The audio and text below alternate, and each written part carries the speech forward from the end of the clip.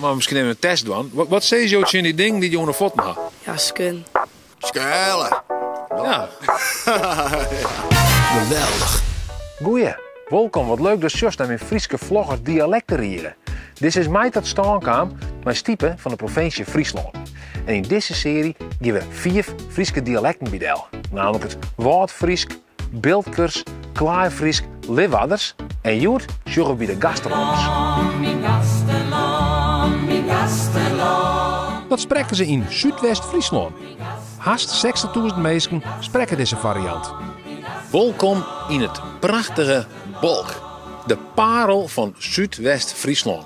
Dat ze gastenlands praten. Hoeker Friesk spreken je ook? Dan denk ik toch Gasterlands, ja. Hoop ik, ja, als ik het correct heb. Zet het in de likes en de comments, dan... Wat zei je biggeliekst in die ding die je onder voeten had? Wat ben dat? Dat ben de skun hier in Balks. Nou, het is sowieso als Henk Fries natuurlijk. Waar ik in de schuilen en waarin naar de zon. Bjatje, Bertje. Dorp en buit en nou ja, overal waar een O komt is een ui. En waar eet je van? Waar ga je het eten op? Een Uit een bed. Een bekende gasterlander is Jelmar Schotanus. Die is een van de rappers van de formatie Noorderlicht. Ze scoorden hits die als Renault Clio en Lekkage. Bel de loodgieter, want er is lekkage. Kozen zeggen drip, wanneer wij ze pasen. Bij zijn gasterlanders komt er soms vreemd op een koffie. Soms dan probeer ik met mijn collega's dan te praten en dan zeg ik, nou, wil je toch wat buiten pakken? Dan zeg ik, wat met pakken? Ja, buiten. Dan zeg ik, nou, dan moet je opzitten, jongen, dan moet je nog schuilen. Nou, hetzelfde verhaal. Dan zet ik in de hersentoer. Ja, het squallen. Bij Jelmar wie gasterlanders lang het Friesk voor hem.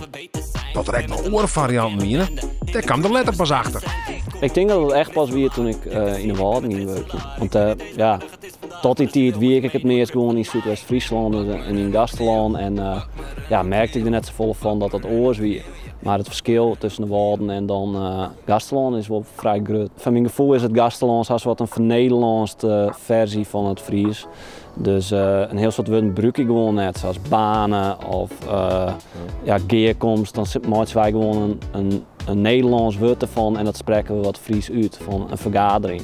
Een vergadering, dat klinkt net heel oors. Schoon, skun, zei je. Ja, wij staan in de peuze. Hè? In de peuze, in de plassen. Koortje. Ja, wij koortje hier. Nee, dat handige me gewoon net. Nee, nog steeds net echt, ja. Wat zijn we nou? Het handige me net? Het handige me net echt.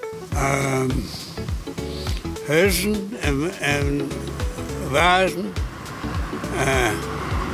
Zuid. Wat bedoel je daarmee? Het handig me net in de zin van, ik kom er net goed mee te voet.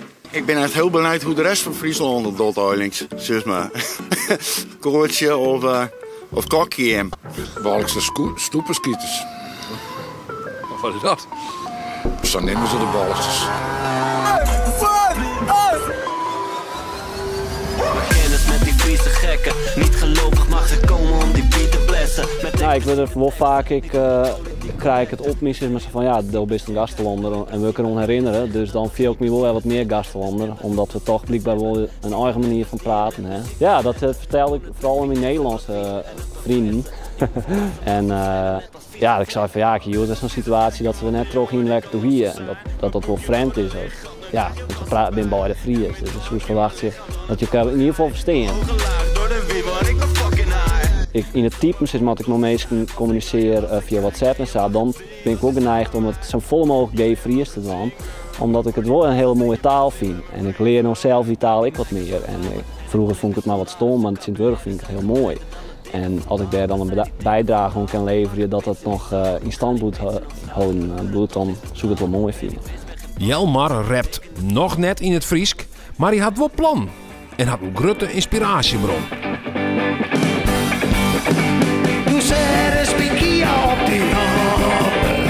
Als ik zie naar de Hoenekop, ik heb de Hoenekop bijvoorbeeld van Johnny Lauwert bij Welcome to the Village. En die had die optreden heeft echt het publiek plots gespeeld.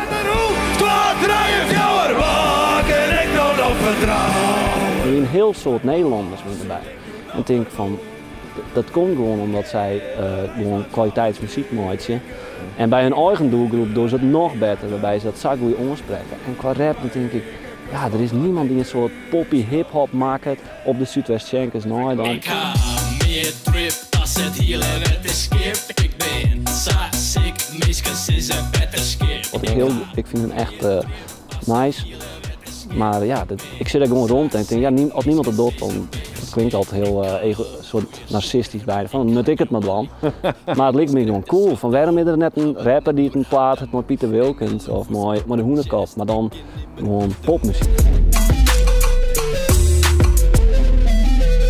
We hebben nog een plaat op onze EP die uitkomt, een plaat die het ontmoet, dus dat is dan nog wel een eerbetoon aan het Fries.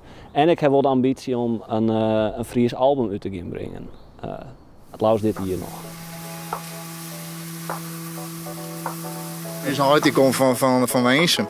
Hij zegt, ja, die kant, dat is echt gay Fries en dat is de officiële Fries. Nou ja, ik zeg dat mag hij bepalen, maar daar gaat hij natuurlijk niet over. Tien dank voor het zien. Dit is de eerste uitsturing van de Frieske dialectenriegen. Moest er nog niks van missen, abonneer dan op de Frieske vlogger en vond het leuk door een tour omheen. Geweldig.